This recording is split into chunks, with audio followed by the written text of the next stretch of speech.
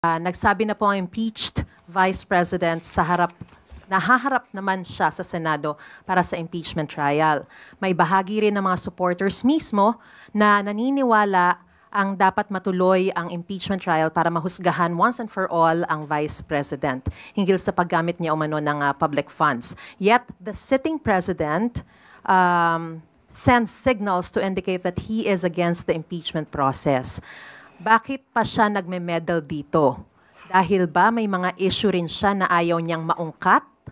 Okay lang ba sa ilang makapangyarihan na ibaba ang standards pagdating sa pagpapanagot ng mga kurakot? Kasi baka pare-pareho lang din pala sila ng mga kurakot na pinoprotektahan ng isa't isa. Yan Okay. ang sinabi niya. We give respect to Representative Manuel. And we hope that he will also give respect to the President by not making and creating such kind of intrigues. Intriga po ito.